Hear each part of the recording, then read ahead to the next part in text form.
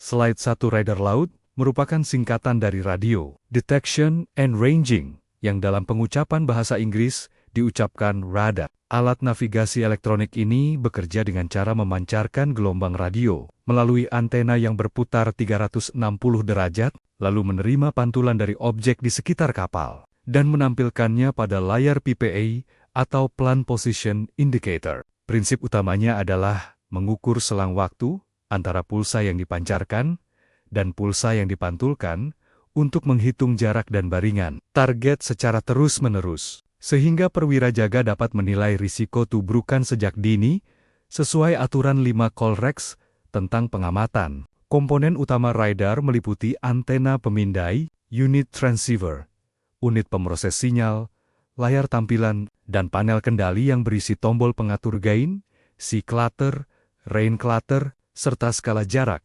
untuk mengoperasikan radar. Langkah pertama adalah memastikan suplai daya utama anjungan tersambung dan pemutus radar dalam posisi on. Nyalakan sistem ke mode standby dan tunggu 2-3 menit hingga magnetron siap bekerja dan indikator ready menyala. Setelah itu, pilih mode transmit agar antena berputar dan pancaran pulsa dimulai. Kemudian, atur skala jarak sesuai kebutuhan pengamatan, misalnya 6 atau 12 mil laut, serta setel gain hingga bintik latar halus muncul tanpa menenggelamkan sasaran. Selama kapal berlayar, pengaturan kluter harus disesuaikan dengan keadaan cuaca, dan setiap akhir penggunaan, kembalikan ke posisi standby dulu, baru matikan. Lalu catat jam operasi jika diperlukan. Sebagai bagian dokumentasi anjungan, penting bagi setiap perwira jaga untuk memahami bahwa radar bukanlah alat bebas kesalahan. Gangguan seperti sea clutter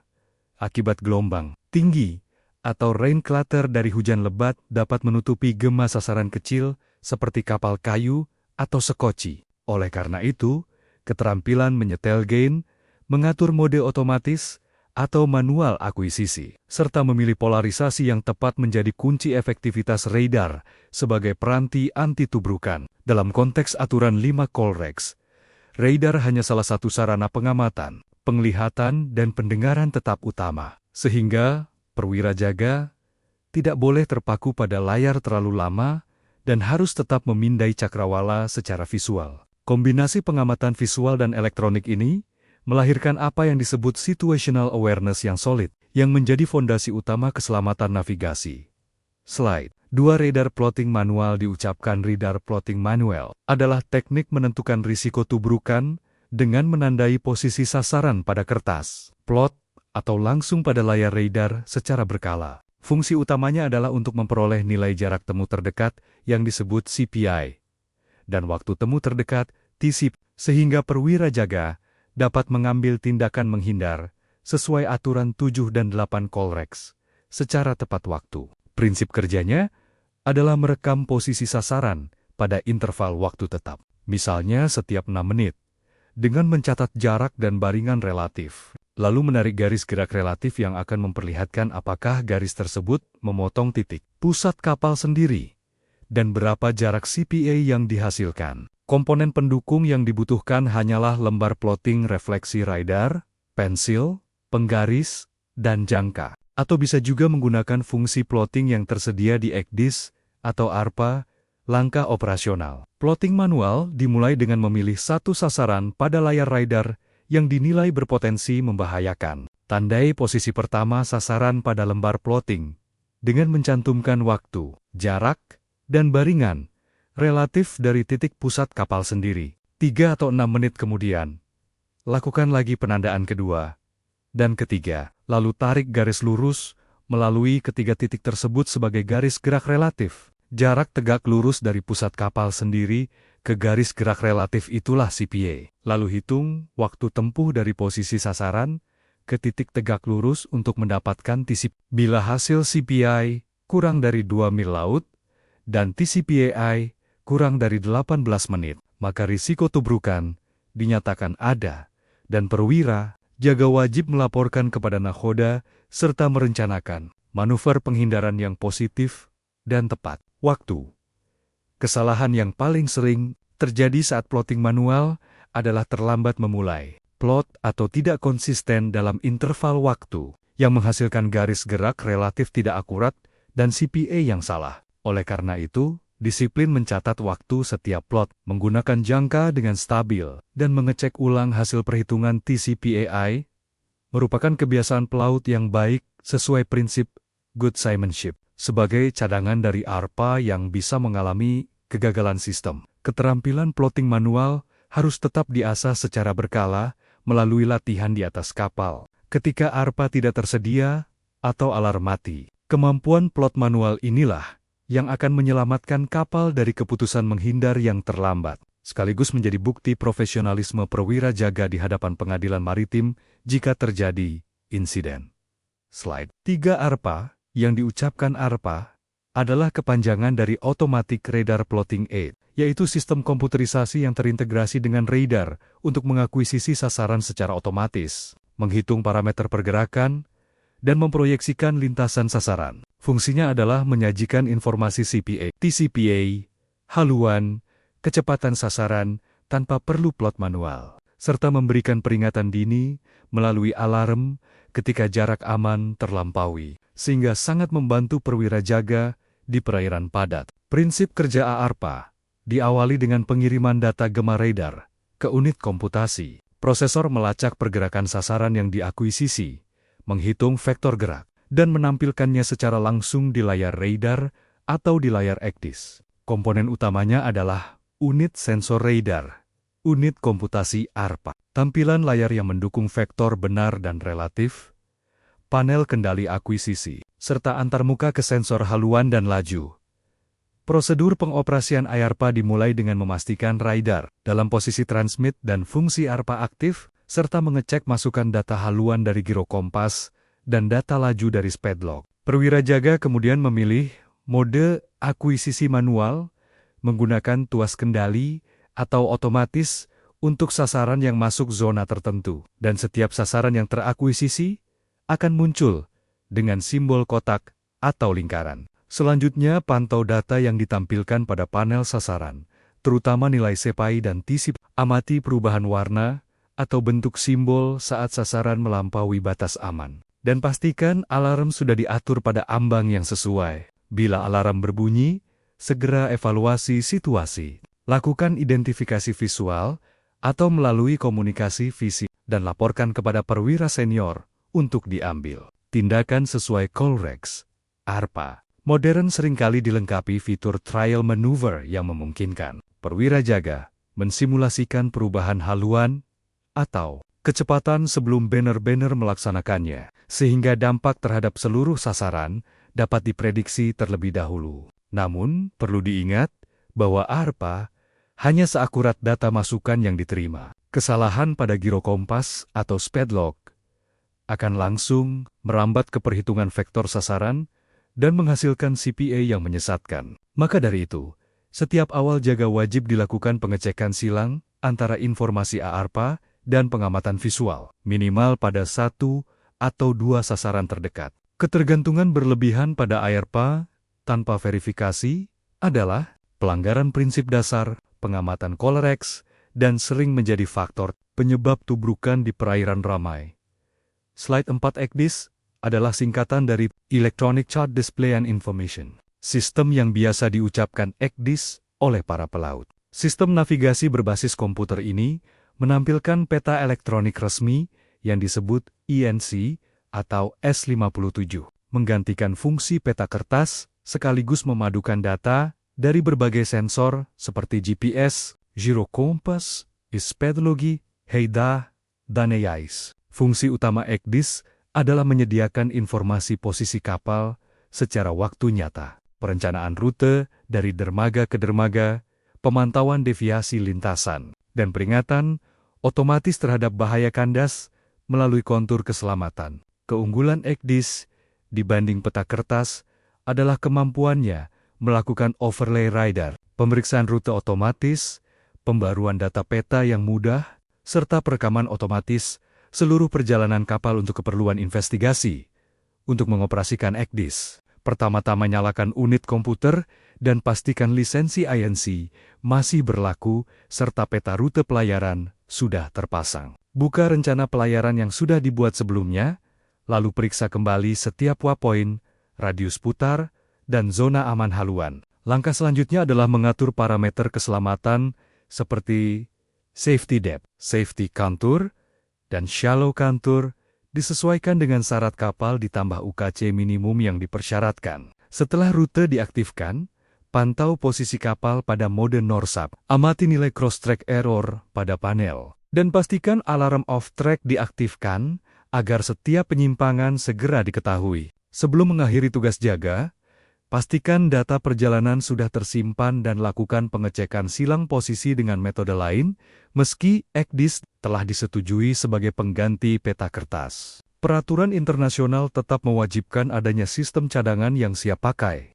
baik berupa ECDIS kedua dengan catu daya terpisah, maupun satu set peta kertas lengkap untuk rute pelayaran. Kegagalan ECDIS akibat matinya unit komputer atau hilangnya sinyal JIP bukanlah alasan yang dapat diterima dalam investigasi kecelakaan. Perwira jaga wajib segera beralih ke sistem cadangan dan melanjutkan navigasi tanpa jeda. Oleh karena itu, latihan transisi dari ECDIS ke peta kertas atau ke ECDIS cadangan harus masuk dalam program familiarisasi anjungan. Pemahaman mendalam tentang cara membaca kontur kedalaman, simbol bahaya, dan safety frame pada ECDIS menjadikan perwira jaga mampu mengambil keputusan navigasi yang cepat dan tepat di perairan kritis. Slide 5. Perencanaan rute. Pelayaran menggunakan ECDIS dilakukan secara menyeluruh, dari dermaga keberangkatan sampai dermaga tujuan, yang dalam istilah maritim disebut berth to berth, dan harus divalidasi oleh nahoda sebelum keberangkatan. ECDIS menyediakan fitur pemeriksaan rute otomatis yang akan mendeteksi obstruksi, perairan dangkal, area terlarang, atau garis pantai yang memotong lintasan, sehingga perwira jaga dapat segera menyesuaikan posisi waypoint. Prinsip kerja perencanaan rute adalah memasukkan daftar waypoint berurutan yang membentuk leg per leg, lalu menetapkan kecepatan rencana pada masing-masing leg, agar kalkulasi perkiraan waktu tiba bisa akurat. Setelah rute diaktifkan, ECDIS akan menampilkan kapal bergerak sepanjang garis haluan yang direncanakan, lengkap dengan zona aman yang diatur lebarnya, untuk memberi toleransi deviasi. Langkah operasional, perencanaan rute dimulai dengan membuka menu plan dan memilih New Route. Kemudian plot waypoint satu persatu pada peta elektronik. Pastikan setiap titik berada pada kedalaman aman dan bebas dari bahaya navigasi. Selanjutnya jalankan perintah route check.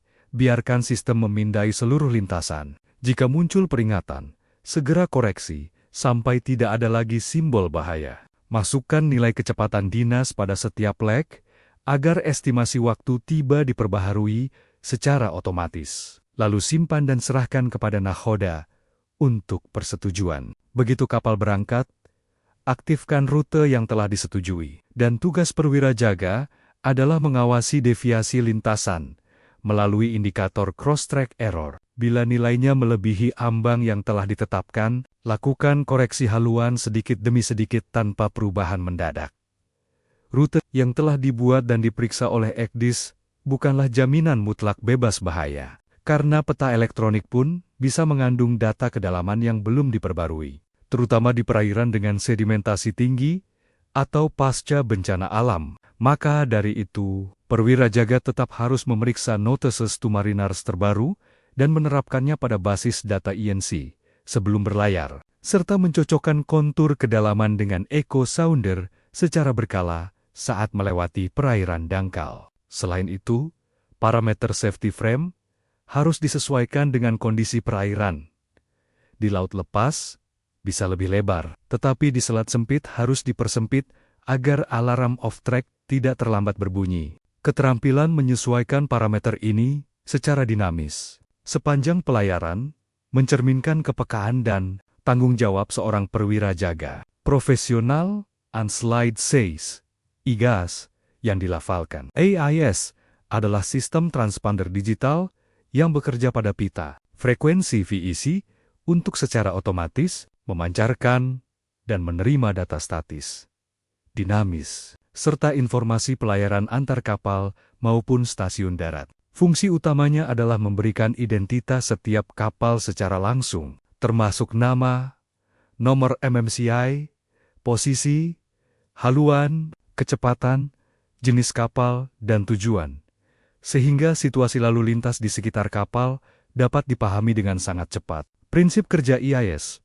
menggunakan teknologi akses jamak waktu yang disebut SOTDMA, di mana setiap transponder mengirimkan data dalam slot waktu yang diatur secara otomatis agar tidak saling bertabrakan. Komponen utamanya terdiri dari unit transponder AS, antena VSAV khusus, penerima GPS internal atau eksternal, layar tampilan minimal yang disebut MKD, dan antarmuka ke ECDIS, serta radar.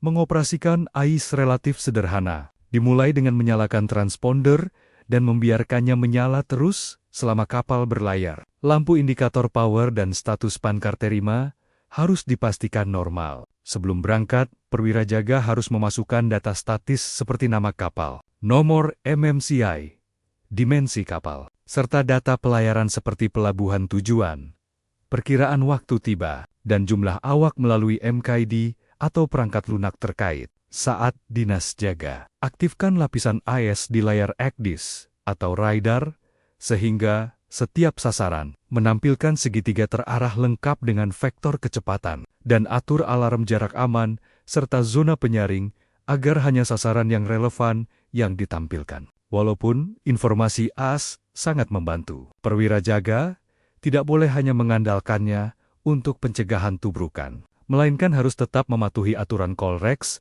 dan melakukan verifikasi radar dan visual.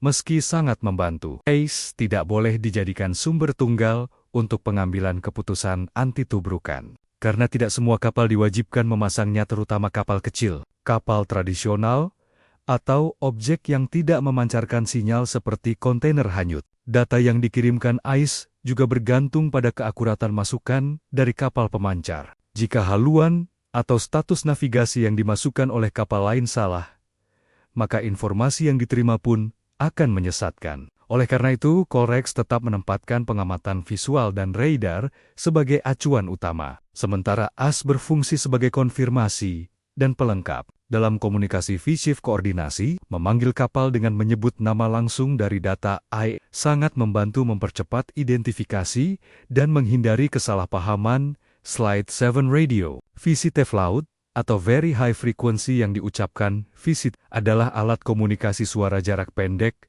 yang sangat vital untuk keselamatan, koordinasi lalu lintas, dan operasional kapal. Fungsi utamanya mencakup panggilan darurat, panggilan keselamatan, koordinasi dengan kapal lain, atau stasiun pantai, serta pelayanan lalu lintas kapal atau VTF. Komunikasi V-Shift bekerja dengan memancarkan gelombang radio pada kanal frekuensi tertentu, di mana kanal 16 yang berfrekuensi 156,8 MHz menjadi kanal panggilan dan keselamatan internasional. Komponen utama radio ini meliputi unit transceiver, mikrofon, antena vertikal, panel pemilih kanal, serta tombol pengatur volume dan squelch yang berfungsi menekan derau latar prosedur pengoperasian. Radio VCV dimulai dengan menyalakan perangkat, mengatur squelch hingga desis latar hilang, dan memastikan kanal 16 terpilih untuk jaga radio. Perwira jaga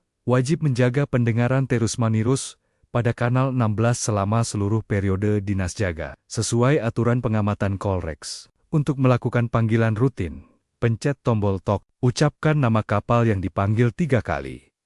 Diikuti di sini nama kapal sendiri. Lalu minta pindah ke kanal kerja seperti kanal 6 atau ke-13. Setelah pindah, lakukan komunikasi singkat dan jelas.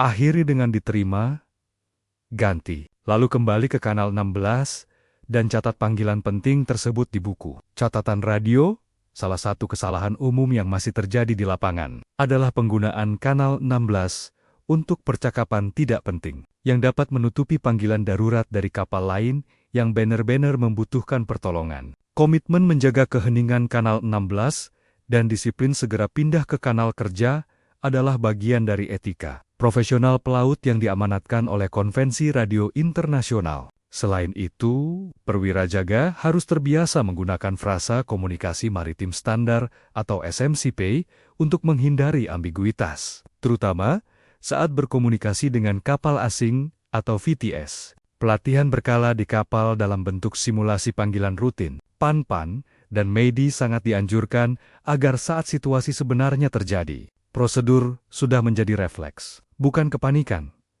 Slide 8 panggilan darurat di radio VHF memiliki 3 tingkatan yang harus dikuasai oleh setiap perwira jaga. MAIDI, yang diucapkan Mayday, adalah panggilan bahaya maut dan membutuhkan pertolongan segera. Seperti kapal tenggelam, kebakaran besar, atau orang jatuh ke laut. PAN-PAN diucapkan PAN-PAN untuk situasi mendesak, tetapi belum mengancam jiwa secara langsung. Misalnya kehilangan propulsi di alur pelayaran. Security diucapkan Security untuk menyampaikan informasi keselamatan navigasi, seperti peringatan cuaca buruk atau benda berbahaya di perairan. Format panggilan darurat standar adalah menyebutkan sinyal 3 kali, diikuti disis nama kapal 1 kali, posisi lintang dan bujur, sifat bahaya, dan bantuan yang diperlukan dalam bahasa Inggris maritim standar. Langkah operasional. Panggilan MAIDI diawali dengan menekan tombol DEC pada perangkat VCAF modern jika tersedia, atau langsung menekan tombol TOC dan mengucapkan Mayday, Mayday, Mayday, this is KM Nusantara, KM Nusantara, KM Nusantara.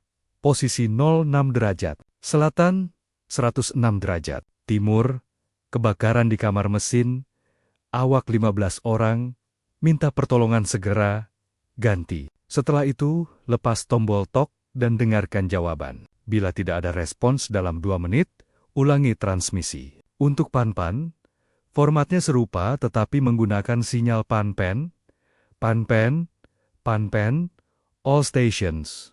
This is, diikuti posisi dan jenis urgensi, minta asistensi derek atau bantuan lain. Sedangkan Securite menggunakan Securite, Securite, Securite, all stations. This is, diikuti navigational warning yang spesifik. Semua panggilan darurat wajib dicatat segera di logbook radio. Setelah situasi mulai terkendali, penyampaian panggilan darurat yang benar tidak hanya soal teknis radio, tetapi juga soal ketenangan psikologis. Suara yang gemetar atau terlalu cepat dapat membuat stasiun penerima kesulitan mencatat posisi dan jenis bahaya. Maka dari itu, di kapal-kapal besar, stiker berisi format lengkap, panggilan MEDI, PAN-PAN, dan Security ditempel dekat perangkat VCAF, agar perwira jaga tinggal mengisi titik-titik posisi dan kondisi. Latihan rutin, yang merekam suara peserta kemudian diputar ulang dan dievaluasi, adalah metode efektif untuk memperbaiki kejelasan dan kepercayaan diri. Di era digital, fitur DSC pada VCAF modern memungkinkan pengiriman data darurat sekali tekan, tetapi perwira jaga tetap wajib mengikuti transmisi suara sebagai konfirmasi dan untuk memberi informasi tambahan yang tidak termuat dalam paket data.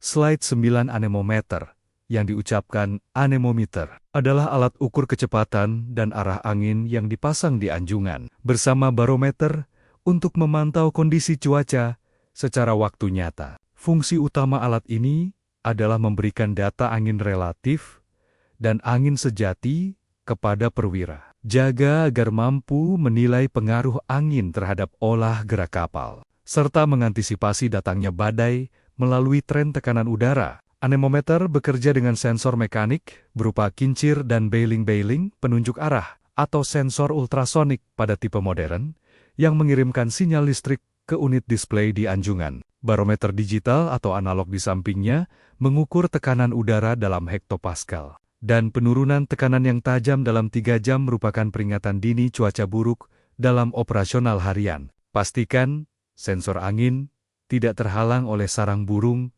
atau kotoran yang dapat mengganggu pembacaan. Nyalakan unit display dan pilih mode angin relatif untuk manuver atau angin sejati untuk navigasi. Catat kecepatan angin dalam knot dan arahnya setiap jam, terutama jika nilainya mendekati batas operasional kapal. Pada barometer, baca tekanan dan amati grafik tren. Penurunan lebih dari 3 hektopascal dalam 3 jam terakhir harus segera dilaporkan kepada nahoda. Sebagai prosedur, setelah pemakaian, data cuaca ini disinkronkan dengan informasi dari Navtex dan layanan cuaca digital untuk memperkuat keputusan perwira jaga dalam perencanaan rute. Membaca data anemometer tidak bisa dilepaskan dari pemahaman tentang angin relatif dan angin sejati. Saat kapal melaju dengan kecepatan tinggi, angin yang terbaca adalah kombinasi angin sejati dan angin akibat gerak kapal yang disebut apparent wind. Perwira jaga harus mampu membedakan kapan menggunakan data angin relatif untuk manuver dan kapan menggunakan angin sejati untuk perkiraan kondisi laut sesungguhnya. Selain itu, korelasi antara tren barometer, arah angin yang berubah tiba-tiba, dan formasi awan merupakan keterampilan klasik yang tetap relevan meskipun teknologi satelit sudah maju. Pelaut yang menguasai pembacaan tanda alam seperti ini akan lebih siap menghadapi cuaca buruk mendadak yang belum terpantau oleh layanan meteorologi digital. Slide 10. Echo Sounder. Diucapkan, Echo Sounder adalah alat pengukur kedalaman air di bawah lunas kapal dengan memanfaatkan gelombang suara ultrasonik yang dipancarkan ke dasar laut dan dipantulkan kembali. Fungsinya memastikan bahwa kedalaman perairan selalu mencukupi syarat kapal, ditambah UKC aman, mendeteksi perubahan kontur dasar secara tiba-tiba, dan membantu navigasi di perairan sempit. Prinsip kerjanya sederhana. Transducer di lambung kapal memancarkan pulsa suara dengan frekuensi tinggi, dan waktu tempuh bolak-balik diubah menjadi angka kedalaman. Menggunakan rumus setengah kecepatan suara di air dikali waktu. Komponen utamanya terdiri dari transducer yang tertanam di lambung, unit kontrol dan display di anjungan, serta alarm kedalaman minimal yang bisa diatur sesuai kebutuhan. Prosedur pengoperasian Echo Sounder dimulai dengan memastikan transducer bersih dari fouling saat kapal dok, karena kotoran akan melemahkan sinyal. Nyalakan unit kontrol, pilih skala jangkau yang sesuai dengan perairan yang akan dilewati. Lalu atur gain agar jejak dasar laut terlihat jelas. Masukkan nilai kedalaman alarm, misalnya 8 meter di bawah lunas. Maka alarm akan berbunyi apabila kedalaman berkurang melewati batas itu. Selama dinas jaga, amati terus display digital maupun jejak kertas jika tersedia. Lalu bandingkan secara berkala dengan kontur peta di ECDIS. Setelah kapal sandar, matikan Echo Sounder dalam kondisi aman dan catat kedalaman minimum yang pernah terlewati ke dalam logbook. Keakuratan Echo Sounder sangat bergantung pada profil kecepatan suara di air yang bisa berubah akibat perbedaan suhu, salinitas, dan tekanan. Pada perairan muara yang airnya bercampur, pembacaan kedalaman bisa sedikit melenceng. Oleh karena itu, kalibrasi dengan bar cek atau pemeruman manual di perairan dangkal tetap menjadi prosedur baku yang wajib dilakukan secara periodik. Ketergantungan penuh pada Echo Sounder tanpa verifikasi bisa berakibat fatal. Misalnya saat transducer tertutup gelembung udara akibat olah gerak kapal yang ekstrem, sehingga display menunjukkan kedalaman yang lebih besar dari sebenarnya. Mencatat angka kedalaman pada titik-titik kritis di logbook dan membandingkannya dengan kontur ECDIS akan membentuk kebiasaan cross-check yang merupakan ciri perwira jaga yang teliti. Slide 11.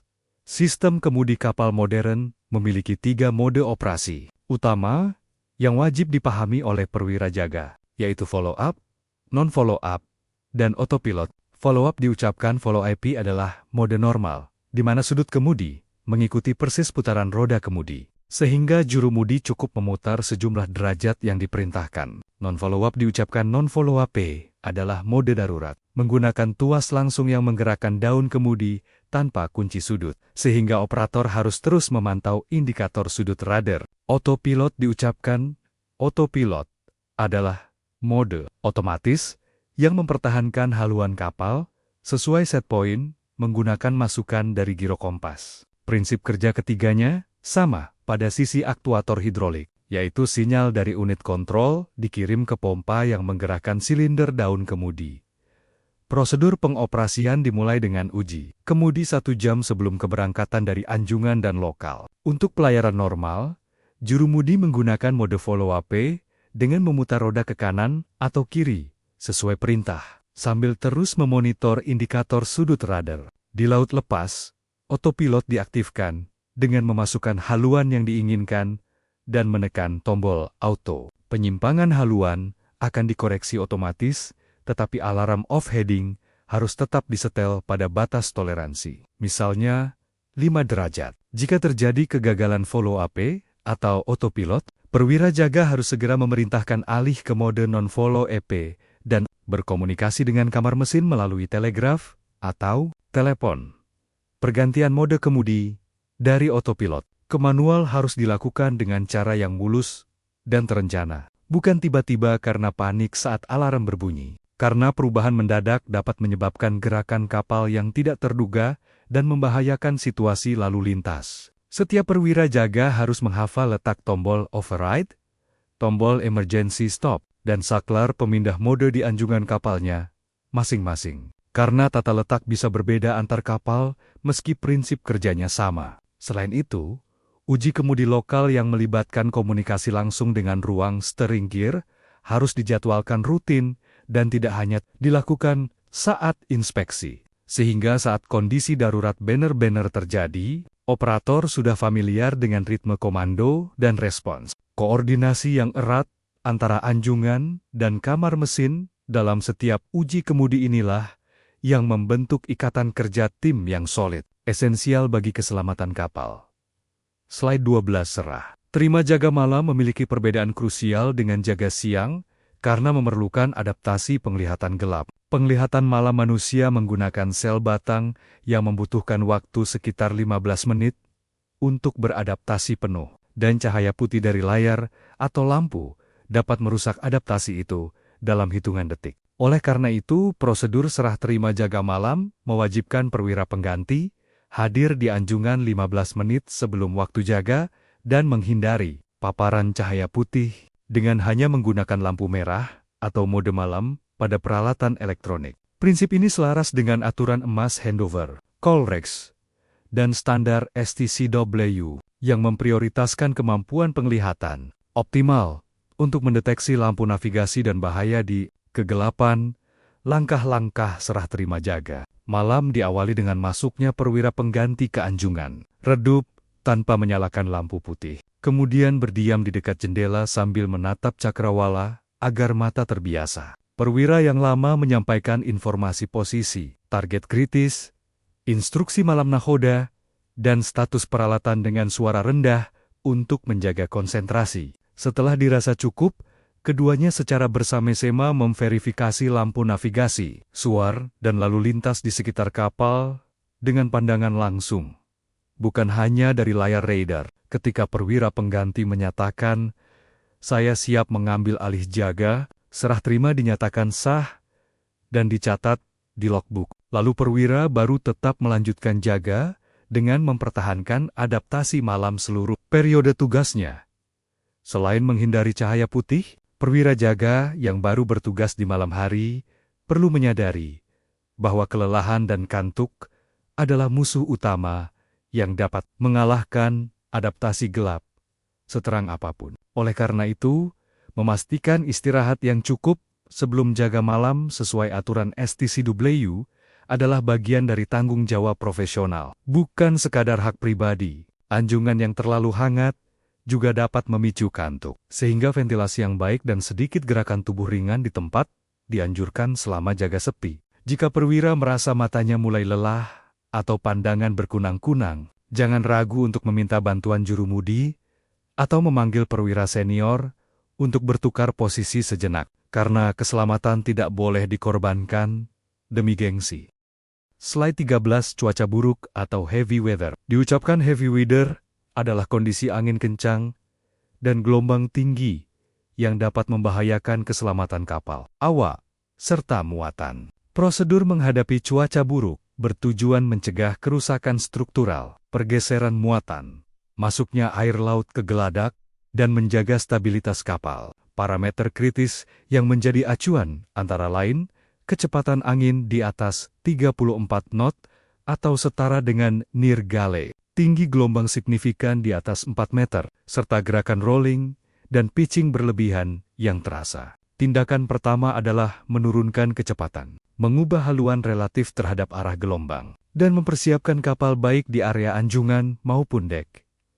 Langkah operasional dimulai dengan pemantauan, perakiraan cuaca melalui Navtex, WeatherVax, atau layanan digital, lalu mengidentifikasi posisi dan waktu kejadian badai. Perwira jaga segera melaporkan temuan tersebut kepada nahoda. Setelah itu, instruksi persiapan diberikan ke seluruh bagian kapal.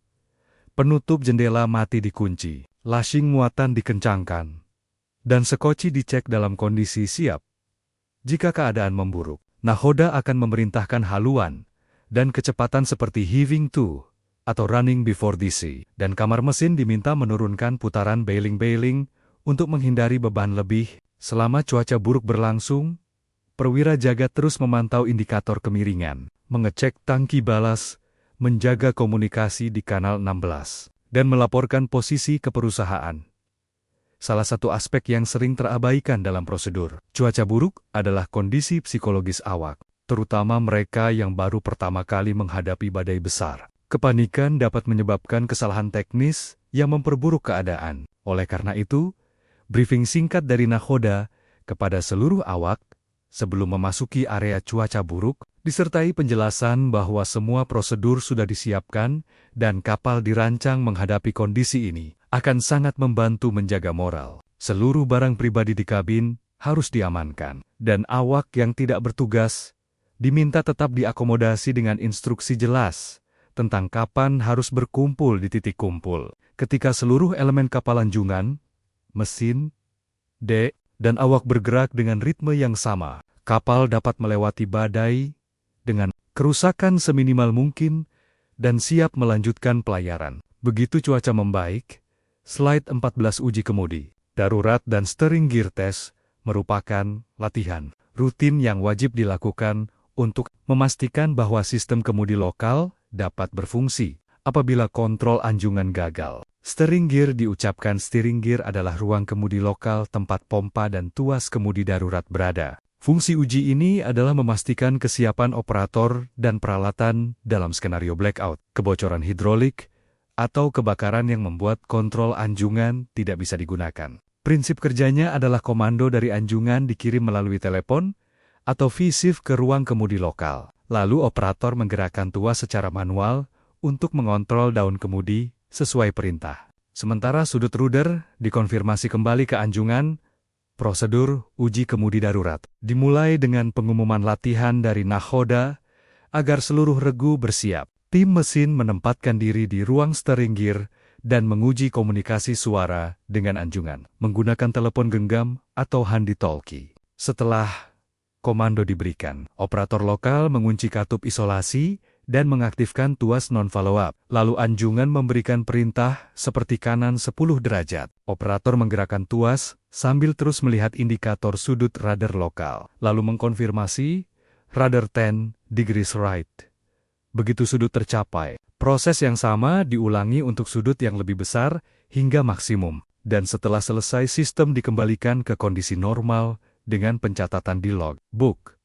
Uji kemudi darurat tidak hanya menguji peralatan, tetapi juga menguji seberapa cepat tim dapat membangun kembali rantai komando yang terputus akibat kegagalan sistem utama. Karena itu, selain komunikasi suara, isyarat tangan standar antara ruang, steering gear, dan petugas penghubung di geladak juga harus disepakati. Sebelumnya, untuk antisipasi jika telepon atau handi-talkie mati, seluruh temuan selama latihan, seperti kebocoran kecil pada silinder atau suara pompa yang tidak normal, harus segera dilaporkan dan diperbaiki. Tidak bisa ditunda karena kemudi darurat adalah benteng terakhir keselamatan manuver. Kapal yang rutin melaksanakan latihan ini akan memiliki awak yang tidak hanya hafal prosedur, tetapi juga memiliki naluri yang terlatih untuk langsung bertindak tanpa menunggu instruksi panjang saat keadaan genting. Slide 15 latihan SAR atau Search and Rescue diucapkan SC adalah puncak dari seluruh keterampilan dinas jaga yang menggabungkan navigasi, komunikasi darurat, dan koordinasi mesin. Skenario ini melatih perwira jaga untuk menerapkan prosedur IMS buku panduan internasional untuk pencarian dan pertolongan di laut. Fungsi latihan adalah memastikan bahwa setiap elemen kapal, dari anjungan hingga kamar mesin, bekerja serempak dalam kondisi tekanan tinggi saat menerima sinyal MAIDI.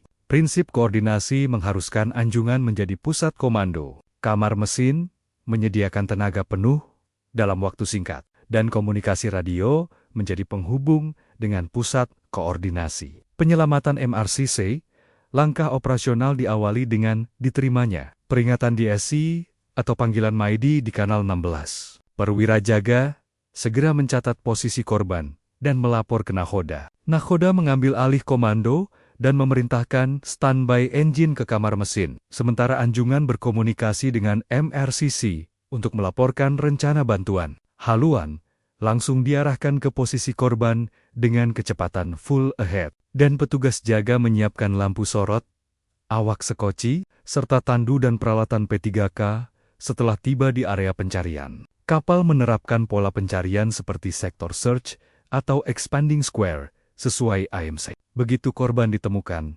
kapal bergerak perlahan, menurunkan sekoci penolong, dan semua kejadian dicatat untuk laporan resmi dan evaluasi pasca latihan. Keberhasilan operasi SAR sangat ditentukan oleh kecepatan dan ketepatan di menit-menit pertama setelah sinyal darurat diterima. 1 menit keterlambatan bisa berarti hilangnya nyawa manusia di dalam air yang dingin. Oleh karena itu, setiap kapal harus memiliki checklist SAR yang siap pakai dan mudah dijangkau. Berisi panduan singkat, langkah demi langkah, frekuensi radio, daftar kontak MRCC, dan pola pencarian standar. Latihan SAR di kapal juga sebaiknya dilakukan dengan skenario yang bervariasi siang, malam, cuaca tenang, cuaca buruk agar semua kondisi pernah disimulasikan. Pada akhirnya, latihan yang berulang akan membentuk muscle memory dan koordinasi naluriah antara anjungan, kamar mesin, dan tim sekoci. Sehingga ketika kejadian sebenarnya datang, respons kapal adalah respons yang terukur, cepat, dan menyelamatkan jiwa.